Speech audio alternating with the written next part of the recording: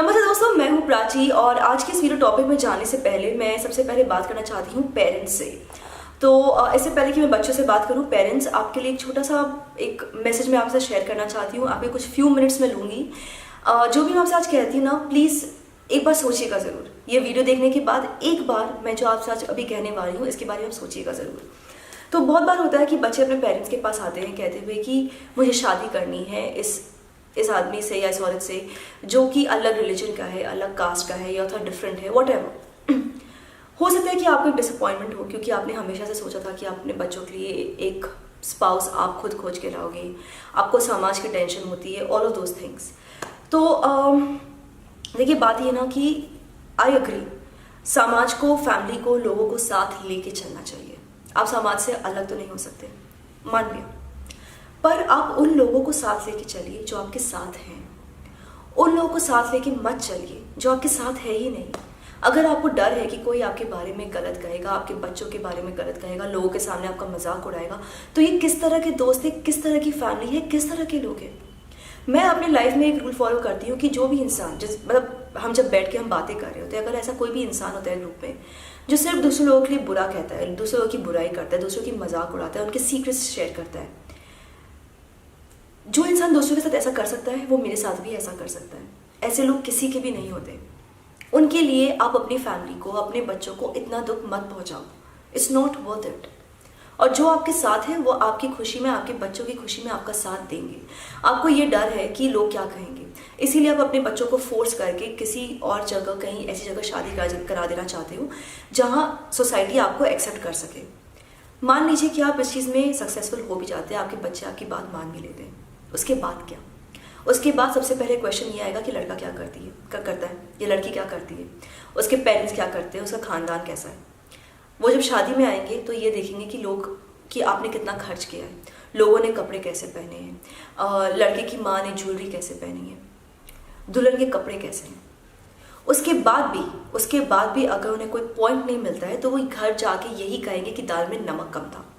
मैं आपसे ये कहना चाहती हूँ दोस्तों कि जो लोग बात बनाना चाहते हैं, जो लोग गलत कहना चाहते हैं आपके बारे में, वो कहीं पे भी जाके नहीं रुकेंगे, चाहे आप जितनी भी कोशिश कर लो। जिन्हें बात बनाना है, जिन्हें आपका मजाक उड़ाना है, वो उड़ाएंगे ही और वो कर लेंगे, ट्रस्ट मी। एक इंसान होने के नाते आप कितना कर सकते हो, आप कितना लोगों के लिए कर सकते हो, कहीं ना कहीं जाके आप भी हार मान जाओगे। तो क्यों अपने आप को इस सिचुएशन में डालना जहाँ लोग आपको जज कर सके, आपके बच्चों के बारे में गलत कह सके। आप पहले सोचिए कि अगर आपके बच्चे बैठ के आपस में अपने पेरेंट्स को कंपेयर करते हैं, आपके बारे में बुरा कहते हैं, कोई और आपके बच्चे के सामने आके आपके बारे में बुरा कह रहे हैं, क्या आपको अच्छा लगेगा? क्या आपका बच्चा ये चीज़ अलाउ करेगा? तो अगर आपका बच्चा ये चीज़ अलाउ नहीं कर रहा, अगर आपको ये खुद चीज़ पसंद नहीं आ रही, तो आप अपने बच्चों के साथ ऐसा क्यों कर रहे हो? समाज, सोसाइटी, पूरी फैमिली, सब इम्पोर्टेंट है, पर सबसे ज़्यादा इम्पोर्टेंट है अपनी खुद की फैमिली, अपना स्पाउस, अपने बच्चे, अपने पेरेंट्स। ये जो फैमिली होती है ये सबसे ज़्यादा इंपॉर्टेंट होती है। लोग अगर आपको आके सजेशंस देते हैं, आपसे कुछ अपनी बातें शेयर करते हैं, आप सुनो, बट ऐसा नहीं कि बैठ के खाली 1-2 घंटे यही बातें कर रहे हो कि किसके बच्चे ने क्या किया। अपने बच्चों के बारे में आप कंपेयर कर रहे हो, अपने बच्चों के बारे में या तो बुरा बोल रहे हो, अच्छा बोल रहे हो। इस तरह की बातें नहीं करनी। अपनी फैमिली है, उसे आपको प्रोटेक्ट करके रखना है। आई नो, बहुत बार पेरेंट्स आके मुझसे ये कहते हैं कि भाई हमारे ज़माने में तो अरेंज मैरिज था और हम बहुत खुश हैं, हमारी ज़िंदगी बहुत अच्छी रही है, तो क्या बुरा है अरेंज मैरिज में? आई एग्री, अगर आप खुश हो तो that is a very nice thing. पर मैं आपको एक एग्जांपल देती हूँ। आप जब अपने बच्चों को स्कूल भेजते हैं, आज के ज़माने में जब पेरेंट्स अपने बच्चों को स्कूल भेजते हैं तो वो क्या देखते हैं कि स्कूल में कंप्यूटर सिखाया जाए, स्कूल में एक्स्ट्रा करिकुलर एक्टिविटीज़ हो। आपके ज़माने में शायद कंप्यूटर्स नहीं थे, आपके ज़माने में शायद एक्स्ट्रा करिकुलर एक्टिविटीज़ नहीं थी, पर बच्चों को स्कूल तो आप ऐसी जगह भेज रहे हो जहाँ आज के ज़माने के हिसाब से चीज़ें हो रही है। क्योंकि लोगों के पास अगर ये ऑप्शन है और भी बेहतर ज़िंदगी जीने की, ऐसा नहीं कि आप बिना कंप्यूटर से खुश नहीं थे, पर आज के ज़माने में ये आ गया है। कंप्यूटर सीख के आप एक और भी बेटर ज़िंदगी, और भी अच्छी ज़िंदगी आप जी सकते हो, राइट? अगर आप एक सेलफोन यूज़ करते हो तो आपकी लाइफ में कन्वीनियंस बढ़ जाती है। शादी भी कुछ ऐसी चीज़ है, ज़माने के हिसाब से टाइम चेंज हो गया, लोगों के पास ऑप्शंस और आ गए हैं, और उन ऑप्शंस को एक्सप्लोर करना क्या बुरा है? अगर इंसान और भी ज़्यादा खुश रह सकता है तो, अगर ज़िंदगी और भी खूबसूरत हो सकती है तो क्यों नहीं? आई नो, बहुत जन मुझसे ये भी कहेंगे कि प्राची लेकिन हमारे ज़माने में डिवोर्स कम होते थे, ऐसा क्यों? अगर आज लोग इतनी खुश हैं, अगर उनकी ज़िंदगी इतनी अच्छी है, तो डिवोर्स इतने क्यों हो रहे हैं? अगेन मैं यही कहूँगी, डिवोर्स इसलिए हो रहे हैं क्योंकि लोगों के पास आज के दिन ऑप्शन है।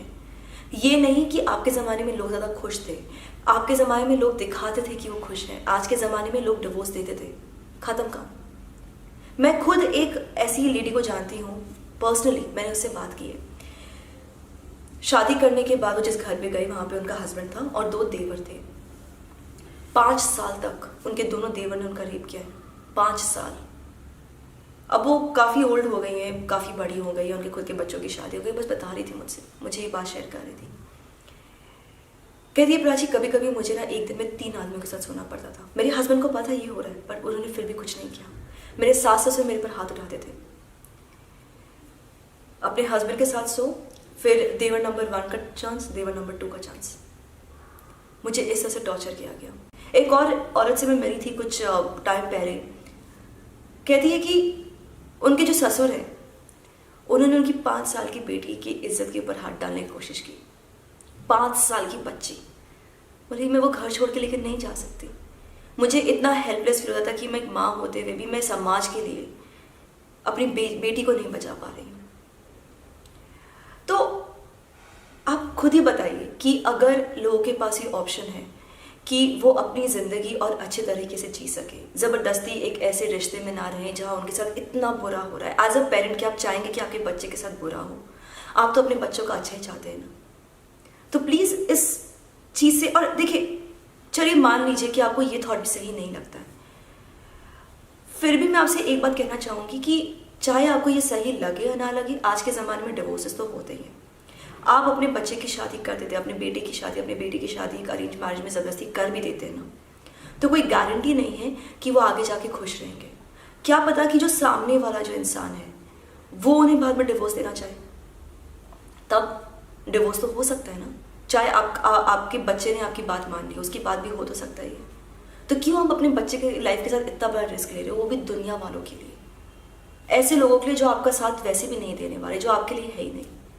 कल जब आप चले जाओगे ना, तो आपके बच्चे हैं जो अपने बच्चों को आपकी कहानियां सुनाएंगे, आपके फोटोज दिखाएंगे, कहेंगे देखो ये तुम्हारे नाना, ये तुम्हारी नानी, तुम्हारी दादा, ये तुम्हारी दादी, वो ऐसा करते थे, ऐसा कहते थे, उन्होंने मेरे को ये सिखाया है। आपके बच्चे आपको याद करेंगे। वो समाज नहीं जिसके लिए आप अपने बच्चों को टॉर्चर कर रहे हैं। सोचिएगा ज़रूर इस बारे में। और चलिए मैं अब बात करती हूँ उन बच्चों से जिनके साथ अभी ऐसा फेस चल रहा है कि लव मैरिज करना है और पेरेंट्स हाँ नहीं कर रहे हैं। Just give me 1 minute. मैंने सारे पॉइंट्स एक नोट डाउन किए हैं क्योंकि मैं कुछ भी मिस नहीं करना चाहती आज इस वीडियो पे। मुझे बहुत लेटर्स मिलते हैं दोस्तों, बहुत ज़्यादा लेटर्स मिलते हैं कि ये इस क्वेश्चन पे कि मैं कैसे अपने पेरेंट्स को कन्विंस करूं। तो यूजुअली जो लेटर्स मिलते हैं ये अलग अलग एज ग्रुप में मिलते हैं। कभी कभी जो राइटर्स होते हैं जिनको ये वरी होता है, जिनको ये टेंशन होता है, वो सब 14-15 साल के होते हैं, कभी कभी 25-26 साल के होते हैं। तो अगर आप 14-15 साल के हो, अगर आप अभी भी स्कूल या कॉलेज में हो, तो सबसे पहले मैं कहूँगी कि अभी इस चीज़ के ऊपर बिल्कुल मत टेंशन करो। क्या होता है, आगे जाके लाइफ बहुत चेंज होती है।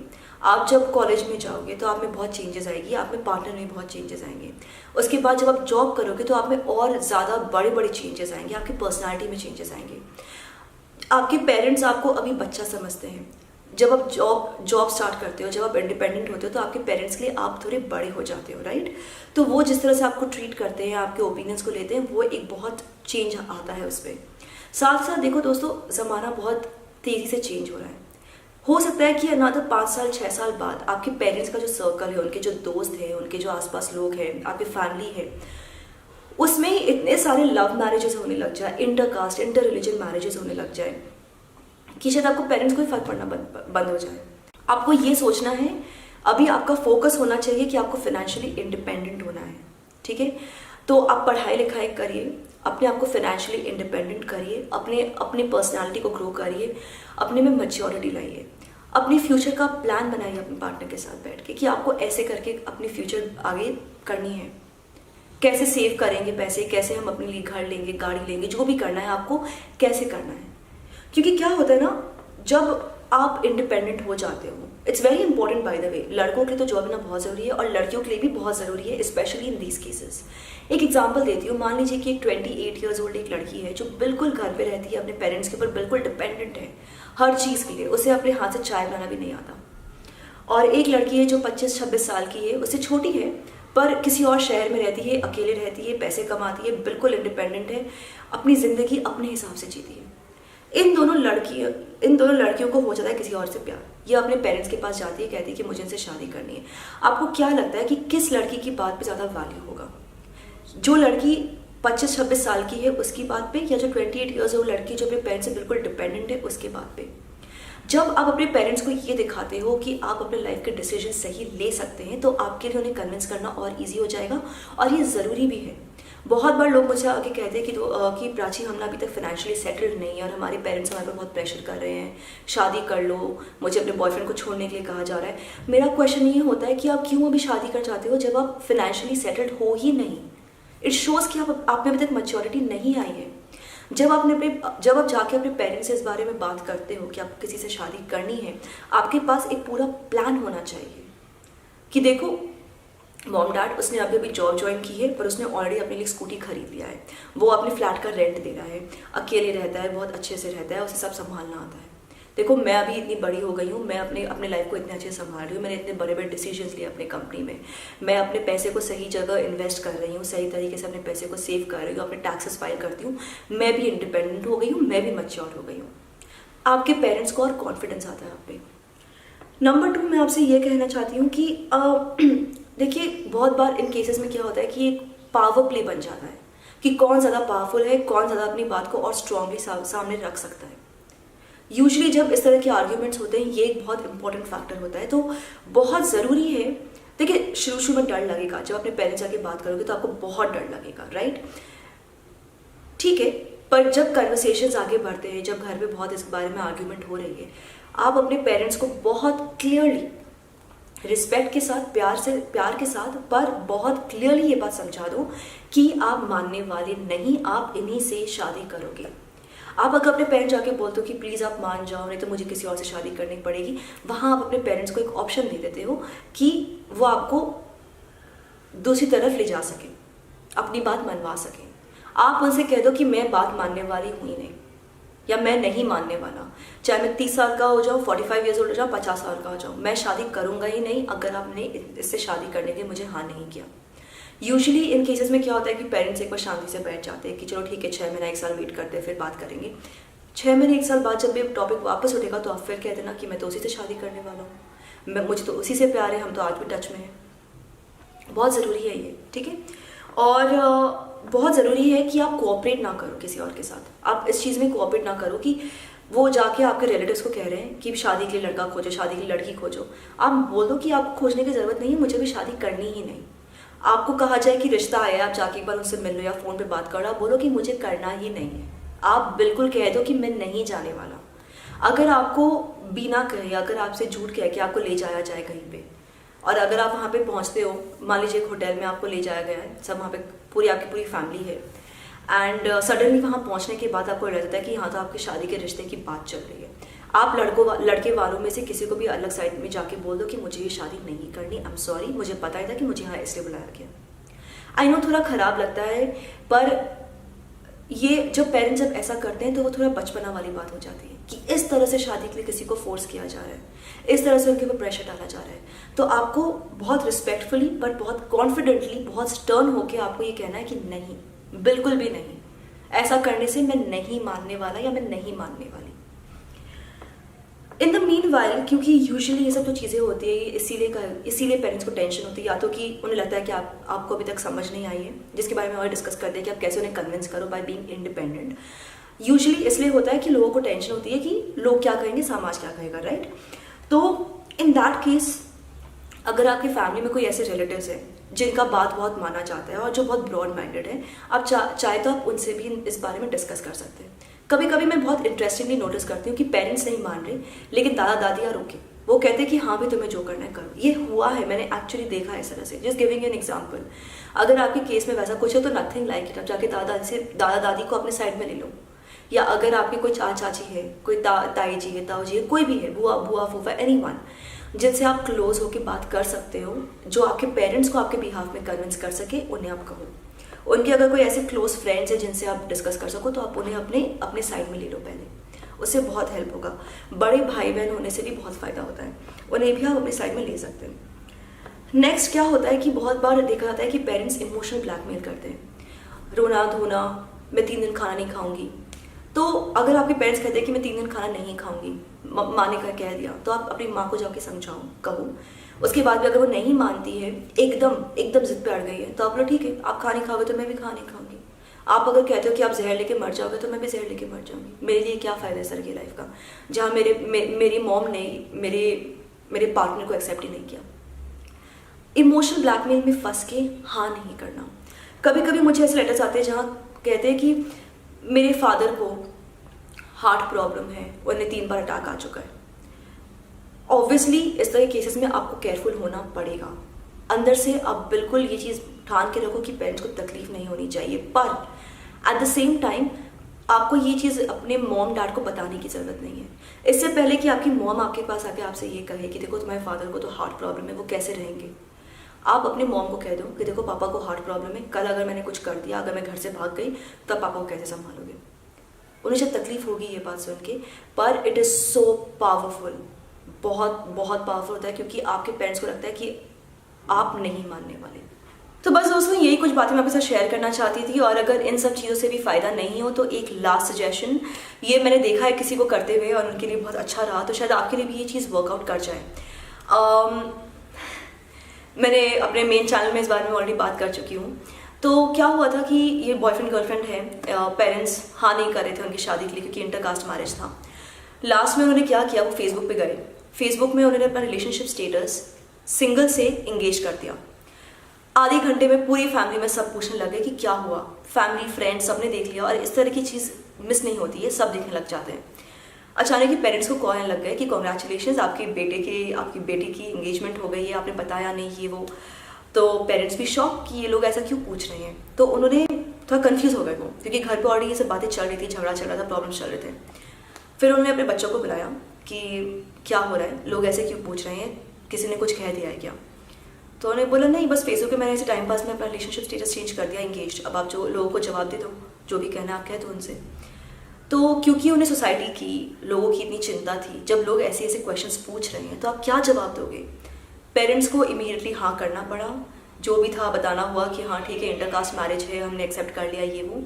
नेक्स्ट डे उनकी एंगेजमेंट हो गई एंड कुछ महीने बाद उनकी शादी भी हो गई। Very simple. जिस समाज की उनको चिंता थी कि वो समाज के पास हम कैसे जाएंगे, वो समाज खुद उनके पास आगे क्वेश्चंस पूछते हुए एक स्टेप ऑलरेडी आगे बढ़ गया।